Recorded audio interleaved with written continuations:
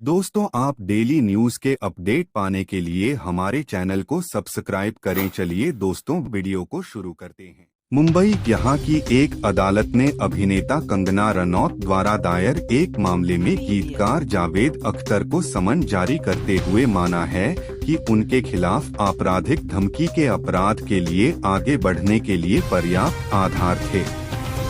अदालत ने कहा, हालांकि जबरन वसूली के आरोप में उनके खिलाफ कोई मामला नहीं बनता है। मेट्रोपॉलिटन मजिस्ट्रेट अंधेरी अदालत RM शेख ने 24 जुलाई को अख्तर के खिलाफ समन जारी किया और उन्हें 5 अगस्त को अदालत में पेश होने के लिए कहा। वीर दास को तब तक चूमने की खबरों पर कंगना रनौत ऋतिक रोशन के बाद रनौत ने अख्तर के खिलाफ कथित जबरन वसूली और आपराधिक धमकी के लिए शिकायत दर्ज की थी। अदालत ने समन जारी करते हुए कहा कि गीतकार के खिलाफ जबरन वसूली का कोई मामला नहीं बनता है। किसी व्यक्ति से लिखित माफी मांगने के लिए कहना भारतीय दंड संहिता IPC की धारा 30 के तहत परिभाषित मूल्यवान सुरक्षा की परिभाषा के अंतर्गत नहीं आएगा, क्योंकि कोई भी कानूनी अधिकार सृजित, विस्तारित, हस्तांतरित, प्रतिबंधित, समाप्त या जारी नहीं किया जाता है।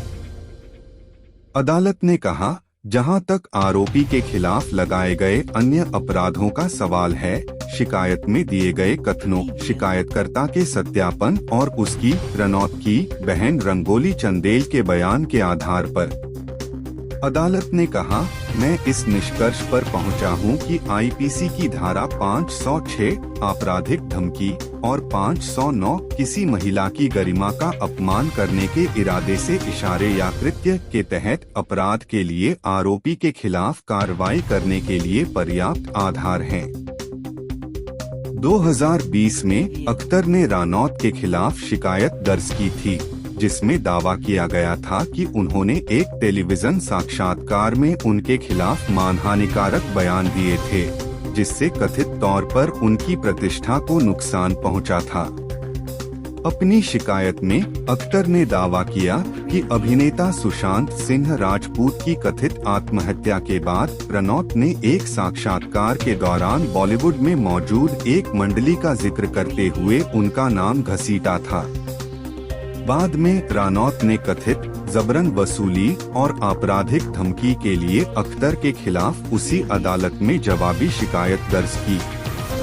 अभिनेत्री ने अख्तर के खिलाफ अपनी शिकायत में कहा कि अपने सहकलाकार के साथ सार्वजनिक विवाद के बाद गीतकार ने उन्हें और उनकी बहन रंगोली चंदेल को गलत इरादों और गलत उद्देश्यों के साथ अपने घर बुलाया और फिर उन्हें आपराधिक रूप से डराया और धमकाया। कंगना रनौत मानहानि मामला, जावेद अख्तर को 5 अगस्त को मुंबई कोर्ट में पेश होने के लिए बुलाया गया। पूजा भट्ट और बेबिका धुर्वे ने बिग बॉस 2 हाउस में एक करीबी रिश्ता साझा किया है। हालांकि पिछले कुछ दिनों से दोनों के बीच खटास बढ़ती जा रही है। Latest episode ticket to final task के बीच झगड़ा हो गया। वहीं बेबिका और मनीषा के बीच झगड़ा हो गया। पूजा ने बेबिका को यह कहते हुए रोका कि अब बहुत हो गया।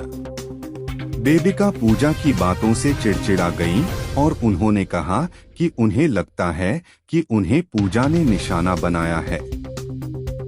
इसके बाद पूजा और बेबिका के बीच इसी बात पर बहस हो गई। पूजा ने कहा कि वह हमेशा बेबिका पर उंगली उठाती हैं, क्योंकि वह एक इंसान के तौर पर उन्हें पसंद करती हैं और उनके करीब हैं। हालांकि बेबिका ने समझने से इनकार कर दिया और कहा कि गलत होने पर दूसरों की भी समान रूप से आलोचना की जानी चाहिए। पूरे टिकट टू फाइनल टास्क दोनों लड़ते रहे। पूजा ने आगे कहा, जब मैं किसी को पसंद करती हूँ तो मैं उन्हें विशेषाधिकार देती हूँ कि अगर वे चाहें तो वे मेरा सिर काट सकें। मैंने वह चीज बेबिका को दी है क्योंकि वह एक व्यक्ति के रूप में मुझे पसंद है। मैं दूसरों को कुछ नहीं बताता क्योंकि मुझे उनसे कोई अपेक्षा नहीं है।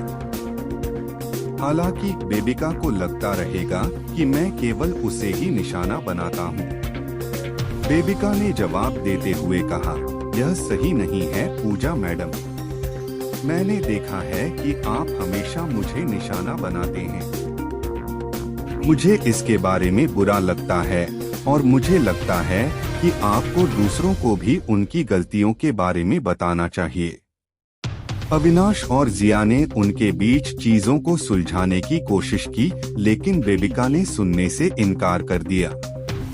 यहाँ तक कि वह गुस्से में रात को घर के अन्य सदस्यों के साथ कमरे में नहीं बल्कि गार्डन एरिया में सोती थी। पूजा ने घर में मनीषा रानी और अभिषेक मल्हन को भी उनके रूखे लहजे के लिए यह जानकारी अच्छी लगी हो तो हमारे चैनल को सब्सक्राइब करें। इस वीडियो को अपने दोस्तों के साथ शेयर करना। वीडियो को पूरा देखने के लिए धन्यवाद।